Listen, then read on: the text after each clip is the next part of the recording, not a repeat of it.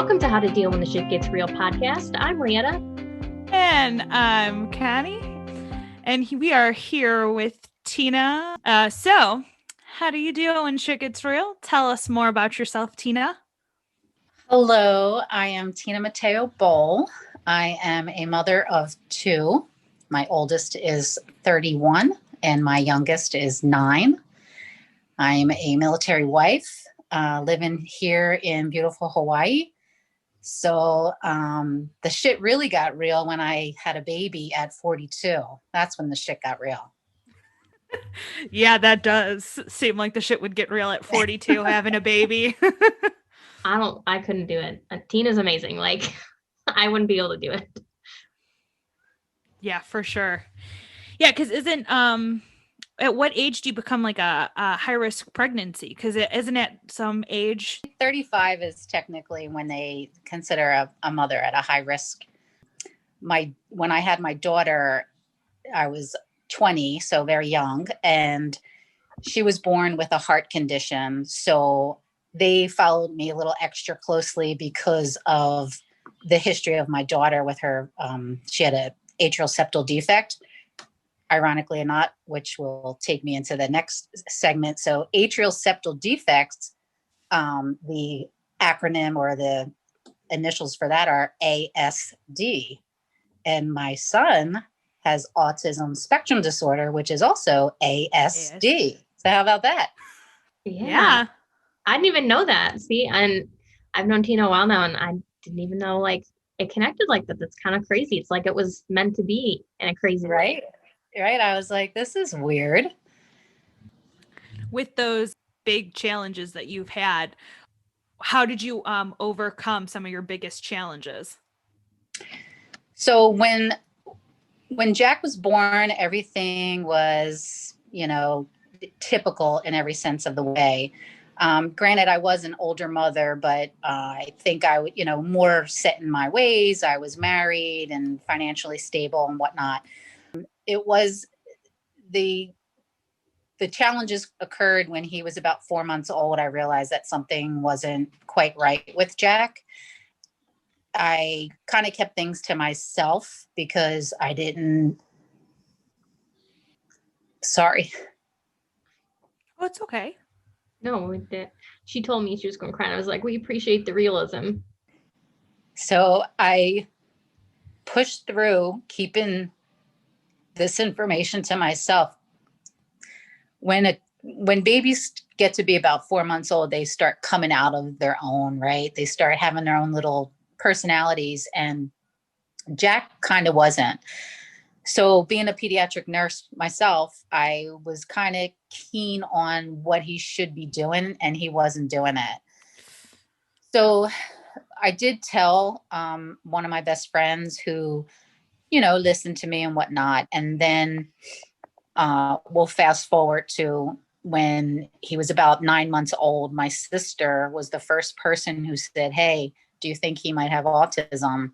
And it was then that I realized I can't keep this, my little secret anymore. So we had to get to the bottom of it. And Jack he had his hearing checked again at 9 months. I pushed for diagnosis. It comes very difficult to get a diagnosis of autism at such a young age.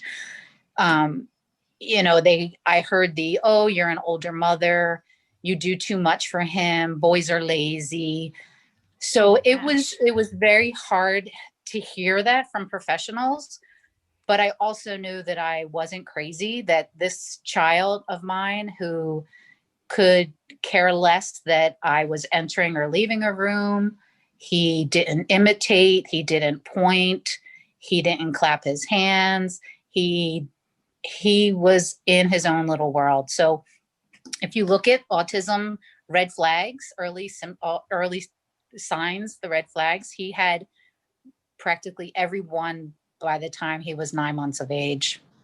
So it was a bit of a shock to the system hearing it when he finally got the diagnosis, which wasn't until he was 19 months old when the diagnosis came.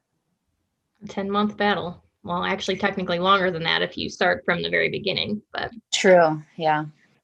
I don't think I would have been able to tell like with Jackson at 4 months. So can you elaborate a little more on like what really stuck out to you that early that you could tell? I mean, aside from you being a nurse, like how could you tell that early?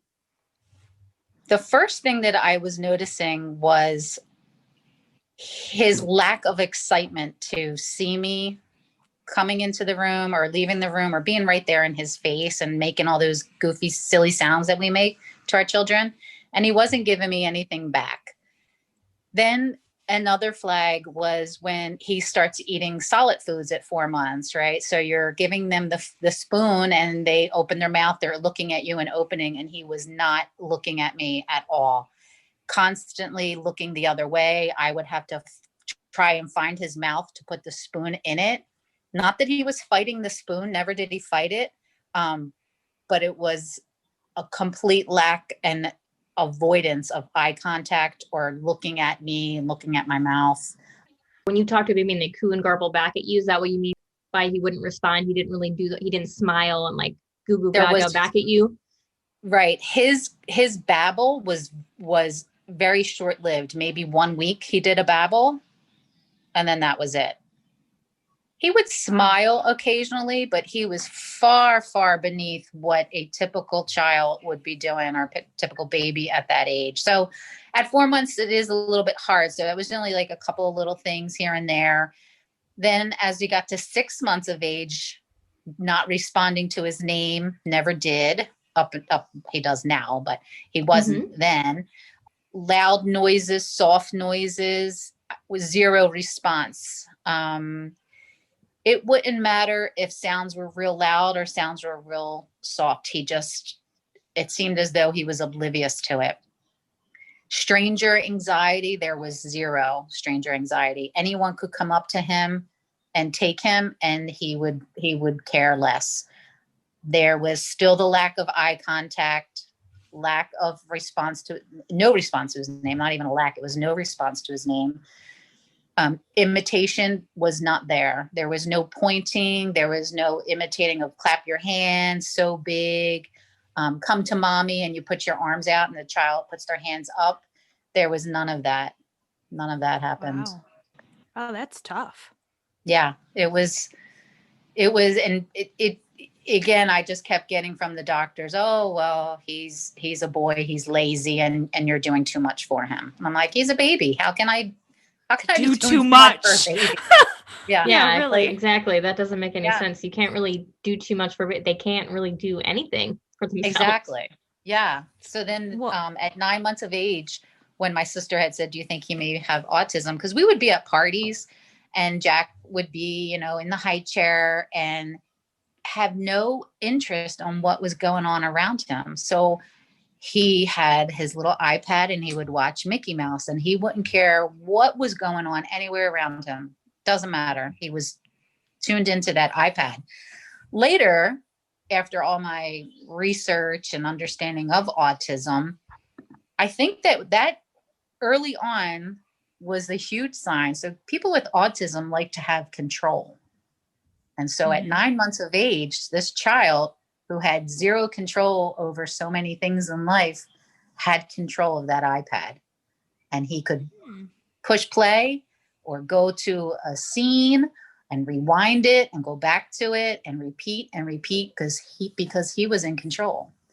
And you see that a lot with people who have autism, that whole routine and sticking to what they know, how they understand, and they can comprehend facts so much, because a fact is a fact is a fact, right? So right. 2 plus 2 is always 4, right? So people who can tell you that an autistic person can tell you that in 1922 it was sunny, but it became rainy later in the day. Well, they may be looking at an almanac of some sort and seeing that the weather of that day will never change. It happened. It's in the past. It's a fact now. So it's quite interesting, the autism brain. What changed the doctor's mind to be like, okay, yeah, he for sure has autism? So there's a questionnaire that you do at 9 months of age and again at 18 months of age. And it's there's an MChat and an ASQ, and it's basically checking your child's developmental milestones.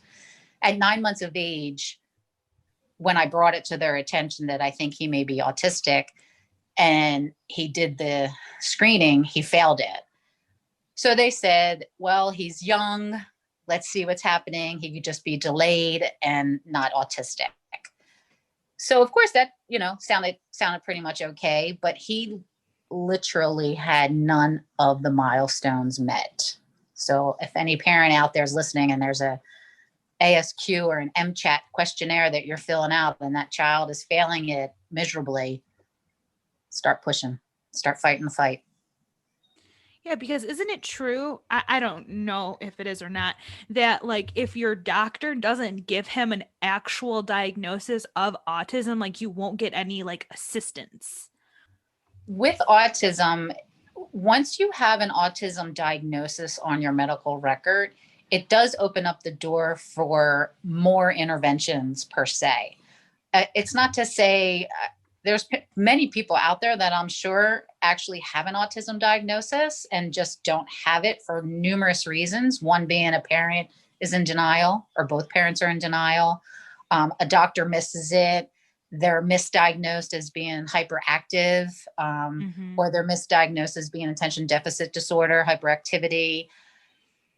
And I'm not saying that that's not what it is, but there are some that are out there that have a diagnosis that's not being diagnosed. So once you have it, it does open up doors to more resources that people are afraid to say, yes, my child has autism. Yeah, I bet. Is there usually a typical age that they diagnose? Is that why the doctor was so like, oh, he's too young? Yeah, that's a good question. So because developmentally, things happen within a certain range per se, children that young, unless they are severely showing symptoms and or there's a comorbidity along with it, then usually the diagnosis is later. You will typically see a diagnosis as early as 18 months to 2 years. There have been children diagnosed earlier, but then again, it's like what interventions could really benefit the child at 12 months of age, right? They're a baby anyway. So I can attest to that because we did have therapy start at 9 months of age and they called it play therapy. And the therapist would come to our house 1 hour a week and work one-on-one with Jack and me, showing me little things that we can do to help engage him in typical play, joint play, and show interest in a toy. He would have those typical looking at things that spun around. So he would flip a truck over and just keep turning the wheels. So for instance, this therapist would come in and play with the truck the appropriate way of saying vroom or pushing it across the floor and then have him push it back. That would take weeks for him to do that one thing of her pushing it to him and then him pushing it back. Weeks for that to happen. So the play therapy was very slow and did very little improvement. But again, he was a baby, right? So Right. how do you keep a 9-month-old, 10-month-old, 11-month-old, 12-month-old engaged in an activity? So yeah. So it's getting a diagnosis that early. It would, early as far as a diagnosis, you got to think, well, then now what? What would we do differently? And I don't think we would have done really anything differently per se. He's been getting speech this whole time and he's 9 now. So he has speech and he has occupational therapy and he has ABA therapy, which is applied behavioral analysis, which is basically helping with socialization and communication. And along with socialization and communication comes behaviors. Along with that, he also has that sensory processing disorder. So think of your senses and all the things that come with it. Hearing, tasting, smelling, touching. There's actually 7, but proprioceptor and tactile. When the wind blows the hair on your arms, you can feel it. So a person Mhm. with sensory processing disorder, they may be hypersensitive or hyposensitive. So if you Mhm. imagine a very extremely windy day and every hair on your body is being pulled, that could be a child who is hypersensitive to tactile. Proprioceptor is when you're upside down, you know that you're upside down. So for my son, his proprioceptor, he's seeking it. He needs more of it. So he's the one that likes to be upside down. He likes to have squeezes. Aw. Yeah, he wouldn't mind a hug or two if you could just put your arm around him and just, but then he does like a Duggar hug. You remember the Duggars? Like side hug you. I'm like, get over here. You're not doing no Duggar hug. So is that really normal that those things go hand in hand with autism, the sensory processing disorder? Yes. So usually you will see autism with sensory processing disorder, but you can have sensory processing disorder without autism. Okay, so they are very common to be diagnosed together. Right. Okay. And along with ADHD, like a child with autism most times goes hand in hand with ADHD, but that ADHD can be connected to the sensory processing disorder. And a lot of times ADHD can be diagnosed and it's autism. So, You got because like because I know of a couple of friends that were diagnosed with ADHD and then later diagnosed with actually like minor autism. Right. And that's Like the they're thing less with on the that. Like spectrum. sometimes people are like, oh, they grew out of it. And it's not that a person grows out of it. They've learned how to cope. They've Mhm. learned how to adapt Yeah. themselves into our world. And I do that with Jack each and every day. And his biggest obstacle is the socialization aspect of life. So when you socialize with somebody, you're seeing visual cues, verbal cues, audio cues, right? He misses those cues. So when a person says, hi, Jack, unless he is 100% paying attention to that cue, he won't give you a response.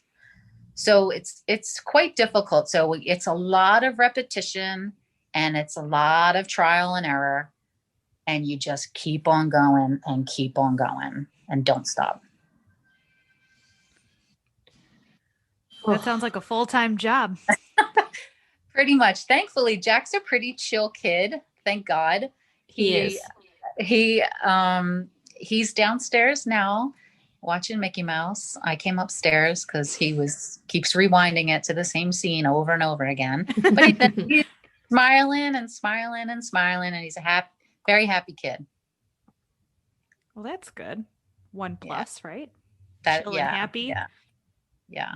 Just make sure you have an iPad charged. Sometimes more than And one. Mickey Mouse cued. Right. Yeah, Mickey Mouse. He knows how to, maneuver. Like, it's very easy to do for your child, especially if it's a child with special needs. So it's very easy to do things for them, either because they're so slow at getting a task done. You can get it done faster. Our world is so fast and quick with everything. Mm-hmm. Jack reminds us that, you know what, just take your time, slow it down. What's the big deal?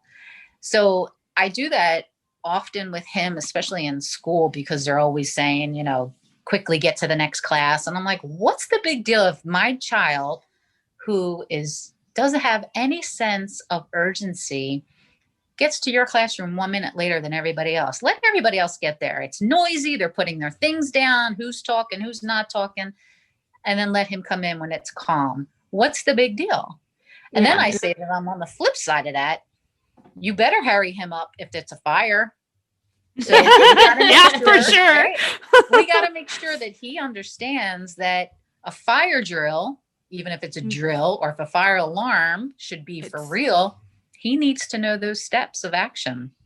So his safety is huge in my head. Yeah, because he doesn't understand the meaning of safety necessarily, right? From me being around you, like he doesn't, like, we go to the beach a lot, obviously, and he loves the water, but he doesn't have that fear of drowning necessarily, right? Or am I totally right? No, you're right there. And he, if the water were to take him out, or he were to get into any kind of trouble, or if he were to fall in a pool, he will not scream help. Yeah. He will That's not a scream. problem. So that's a problem, right? Mm-hmm. So normally you would hear, if someone's in trouble, you're going to hear their screams. The only time I've heard him scream is if he's actually fallen and has gotten physically hurt, is the only time I've heard him scream.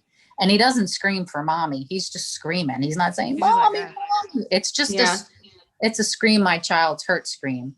Yeah. So yeah, that safety aspect. Even one time my husband had said, well, we can leave Jack here by himself, which we can't because he's not even old enough, but that's beside the point. So for instance, he said, well, I said to my husband, well, let's see if he even understands. Like, what if something happens? You never know, right? What if something happens? What if something catches fire and the smoke alarms start going off? I asked Jack, what do you do? What if the alarm goes off? And all he did was repeat what I said. Alarm. And I'm like, no, Jack, if the alarm goes off, you have to get out. He doesn't know all those steps. He doesn't understand, get out of the house, get to the neighbor, knock on the door. Like, these are things that have to be taught and repeated over and over again. Now, we're military, so this isn't my forever home. Do I show him all that now? Do I show him each and every time we move? It's a lot of things. So Yeah. you go back to that, okay, let's just not leave him alone, and then we don't have to worry about it. So Yes. it's prioritizing what to do now and what we need to do by a certain time. Yeah. So he can't make those connections. Like, alarm means I need to leave. You need to Correct. help him make that connection by doing That's it right. over and over and over again. Yes. So you actually brought me to a question I just had. With the military and moving around a lot, is it hard for him to adjust when you guys move? Thankfully, or has he not had to deal with it? Yeah, no, we're so in the beginning when the diagnosis came, I was instructed it would be best to give Jack as much consistency as possible. Give him routines, and I thought to myself, well, that doesn't sound right, because life is not about routines per se, right? Yes, we get up in the morning, you brush your teeth, you have breakfast, whatever. But his breakfast doesn't have to be cereal every morning. It could be cereal, it could be pancakes, it could be just fruit. You have to learn to adjust to things. Another thing that they said was like, oh, make sure you take the same route to school every day. And I'm like, what? Like, why would I drive the same? Like, normally we do, right? I purposely would take him different routes to school so that he's not so accustomed to the same thing over and over, that he's like, oh, we're going this way today. No problem. Oh, we're going that way today. No problem. So those types of things we've been doing since the very beginning. So he's traveled from Philadelphia to Michigan, which is about a 10-hour drive, shorter if you're my husband. And he was a toddler. You would not even know you had a child in that car. That iPad was on, and he just played with his iPad. And he did enjoy watching things go by in the car, like how fast, a tree looks as you're going by trees. So he was getting when your husband visuals. is driving. A lot of trees. Yeah. That's true. So he did get that visual input, which I think helped too. So he's fine in cars. We stayed in many, many, many, many hotels, my friends' houses overnight for a week, go to another friend's house for another week. He's no issues at all. We go to restaurants. We don't hold him back from that. So he knows, like, he goes into a restaurant that he has to sit there with mommy and daddy or whoever he's with. And he behaves. But there are children and individuals who do have a lot of difficulty with that because of those other comorbidities I talked about with sensory processing disorder, that those sounds or the change of something can just throw them off completely. Thankfully, Jack doesn't have that. And probably because it never comes. Yeah, probably because you did all those things. Maybe it stopped him from getting into that rhythm. That's what I'm hoping. And yeah, So as I was talking with his developmental pediatrician, and we were talking about Jack is on Adderall, and that's, does it help his autism? No. Does it help his sensory processing and his ADHD? Yes. It helps him with impulsive behaviors. So yeah, it does reduce his impulse to go look out the window when he hears a fire engine go by, or the impulse to open up the door right away when the doorbell rings, right? That's a thing that I have to teach him. That is a big thing. It's like, he did do that one time. I was in the shower and I heard the doorbell, and I quickly got out of the shower and threw on a robe, and Jack has the door open, and it's like the UPS man standing there. And I was like, did he come out to you? And he goes, no. I said, he has autism. What happened? And he said, oh, I just knocked on the door and he answered it. And I said, is your mom or dad there? And he said, yes. And then you came downstairs. I'm like, okay. So, I mean, these are the things, like the doorbell rings. What do? You do go answer it. But with Jack, what if the person said, come on, let's go and get in the car? He probably would. Yeah. He doesn't have that protective safety thing to be like, oh, wait a minute. I don't know this person. Everybody is his friend. Right. He wants everyone to be his friend. Absolutely. Yeah. And he's the sweetest. So there's no doubt that everybody would want to be. Blonde hair and blue eyes, right? Ree? I mean, right. What are you going to do? What exactly? What are you going to do? Exactly. So one of my biggest questions for you, if you could tell other moms of autistic children who are either just starting out or who are feeling super overwhelmed, one super important thing, which I know it's hard to limit it to one thing, but what would you tell them?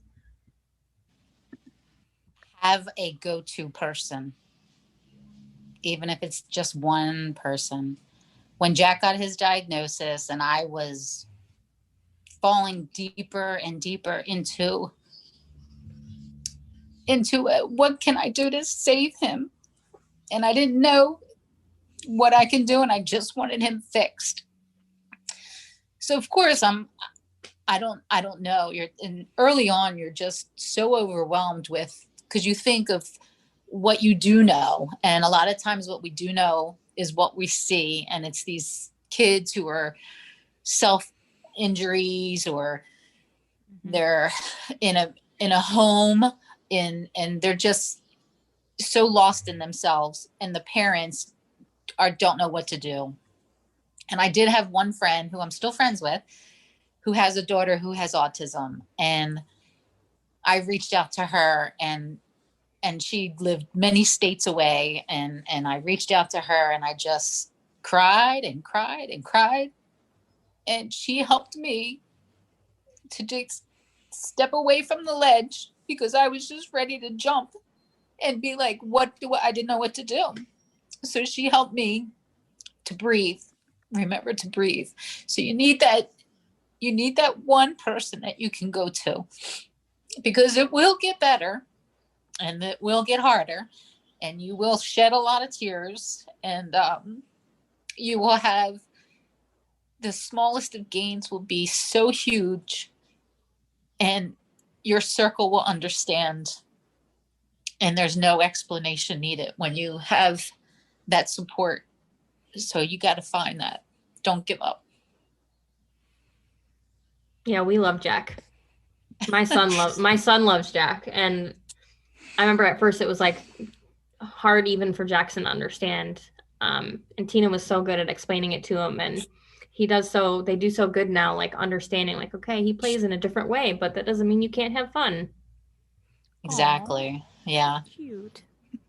It's about expressing what's happening. And a lot of times we shelter our children or the world from real life. And with Jack, I've come to realize that what works is being out there and telling people. So each year when school starts, I write a letter to the teacher that's from me, and I talk about Jack. And then I write another letter that's from Jack to his class, so that they can understand that he is different, but he's not less. And that's what Temple Grandin, if anyone has ever heard of her. If you're not, you got to watch the movie Temple Grandin. And that is something that she has always said. Different, not less. I love it. And see the ability, not the disability. And that'll take you far. Have those letters helped, you think? The what? The letters that you've written to like the teachers in the class, does that help him? Yeah, to help the class, to help him. Yes, I do. I've had the kid, well, pre-COVID, I would go into the classroom like a couple of months after school has started, and we'd have like a Q&A about Jack. So cool. And it was usually the month of April, because April's Autism Awareness Month. And so I would make it a point to come in, and I would bring coloring puzzles. I print out all the puzzle pieces and cut it, and then the kids would color them any way that they want, and they'd hang it on the door. And so it was really cute. So the one girl was like, "How did Jack get asthma?" I'm like, "It's not asthma, it's autism." And then that's a different thing. Yeah, it was really cute. And then I would say, "Does anybody know what Jack really likes?" And they would be like raising their hand. I'll say, "He really likes trains. He's always playing with trains." And I said, "That's right. Jack really likes trains. Well, what kind of toy is your favorite toy?" And so it was just a way that, that even though he's different than the kids, they're all alike in so many ways. And just having that passion and compassion and empathy for your fellow human being is huge. So, honestly, adults could even use that right now. Everybody needs that. Everybody needs to learn compassion right now. Yeah. Yes, they do, especially right now. Mm-hmm. So on because you talked that there are very like high days and low days with autism. On your lowest day, how do you deal with those struggles? Vodka. I like that. That's a good answer. Lots of vodka. Usually I get usually I talk to myself and say, "This is it. This is as good as it's going to get. He's going to be with us the rest of our lives. We have to make this work. This is it. This is as good as it's getting." And a lot of crying.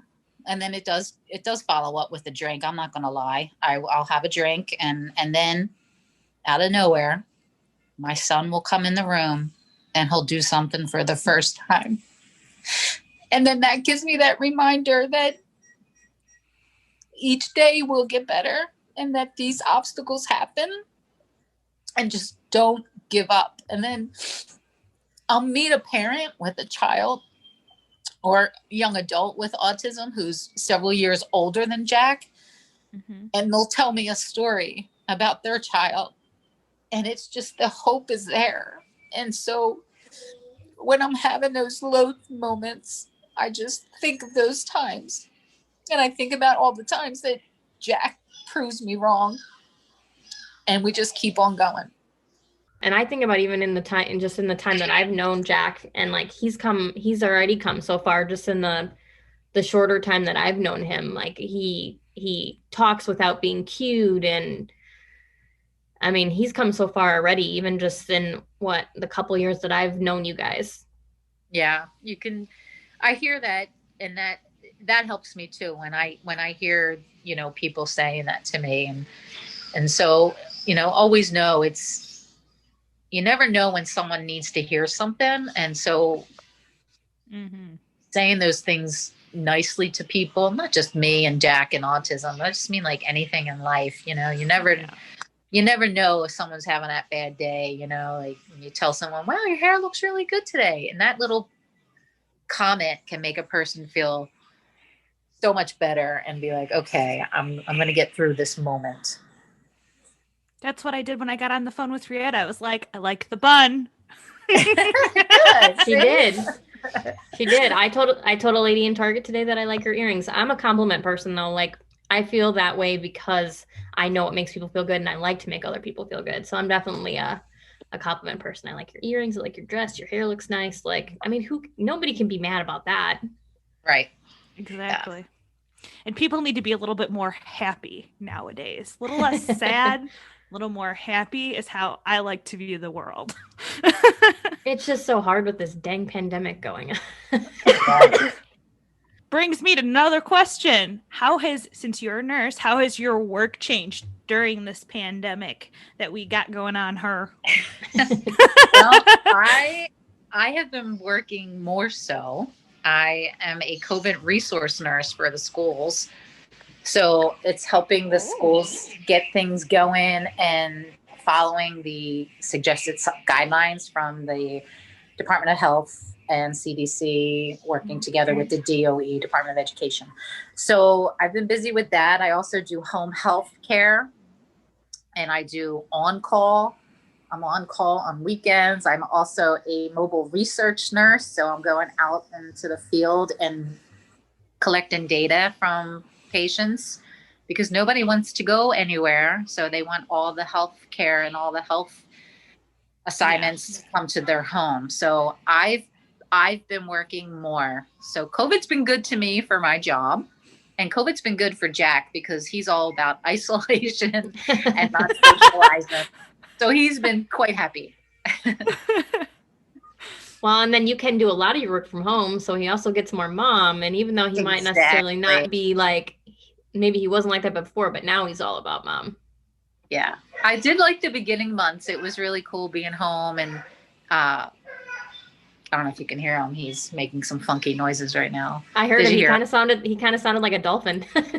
Yeah, right. Almost like a horn, like, huh? Yeah. So being home with him it was really cool because he was following the curriculum that his special education teacher had given him. And it was really interesting to see him navigating and doing so well independently because there was no other students around him disturbing him. And there wasn't the sounds of school and the outside noise, and it was quiet. And a couple of times we put on meditation music in the background. So, and it was very nice. So this is one of my big questions because I always like to remind people. She's a big question kind of girl. Well, and I like to remind people of like the good things, and well, Tina knows this. So, what's one thing you are most proud of, either Jack related or work related, whatever route you want to pick? Oh my gosh, most proud of.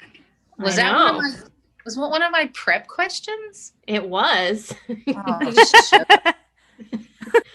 You know what? One of my most proud moments was going back to school and becoming a registered nurse.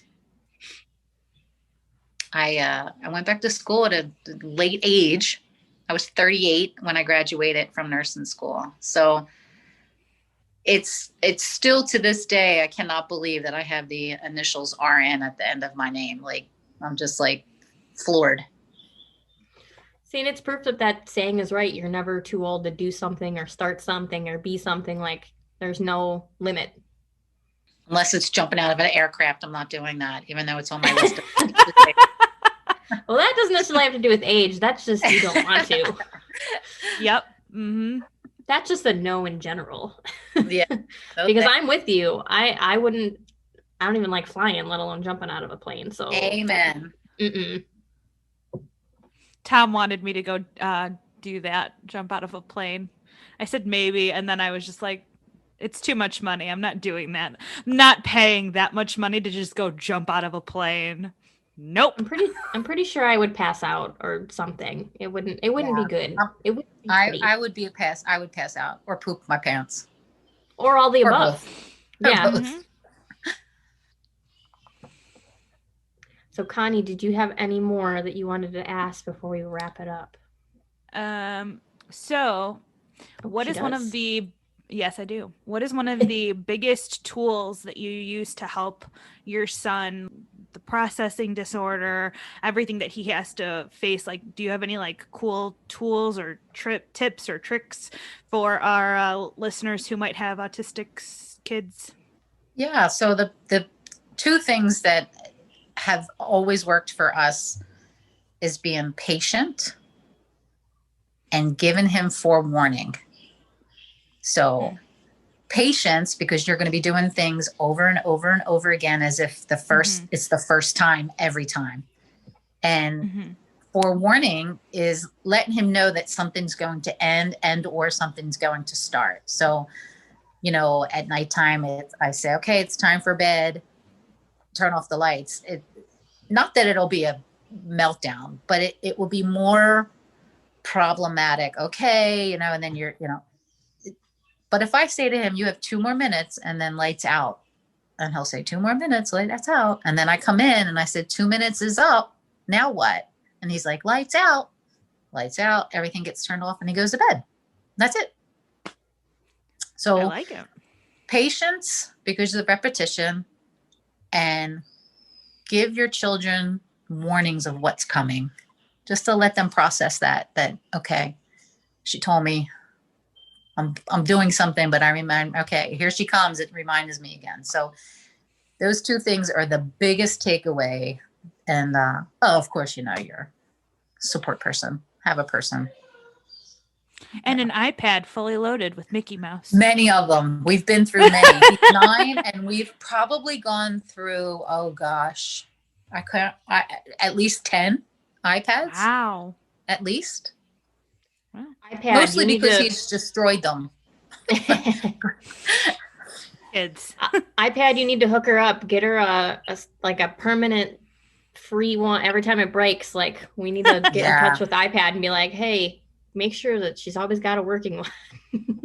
Maybe we can have Jack work on a case that is autistic proof. That's a great idea. I think you should.